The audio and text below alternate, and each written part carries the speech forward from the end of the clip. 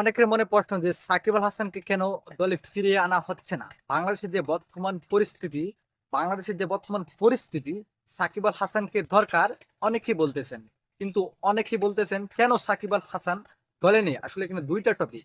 আসলে সাকিব আল হাসানের এই দুইটা টপিক মিলে সাকিব আল হাসানের ভুল হলো একটা, রাজনীতিতে জড়ানোর কারণে তাকে কিন্তু বাংলাদেশ দলের সাথে আনা হচ্ছে না। আমারও একটা প্রশ্ন আছে এখানে, সাকিব আল হাসান রাজনীতি করছে। আমার মনে হয় সাকিব আল হাসান রাজনীতি করলেও তার এমপি জীবনে কারো চুল পরিমাণ ক্ষতি করে নাই।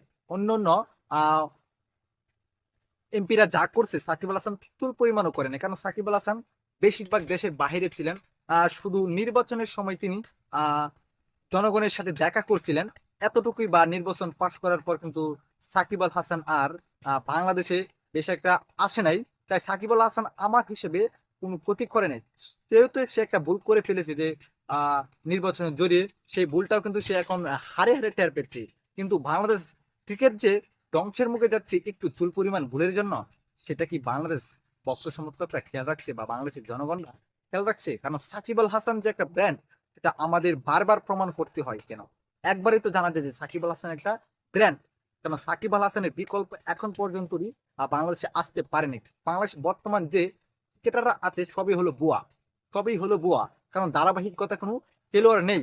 সাকিব আল হাসান আপনি যদি বোলিং এর দিকে দেন পারফেক্ট, যদি ব্যাটিং করতে না পারে বোলিং এর দিকে সে পুষায় দিবে।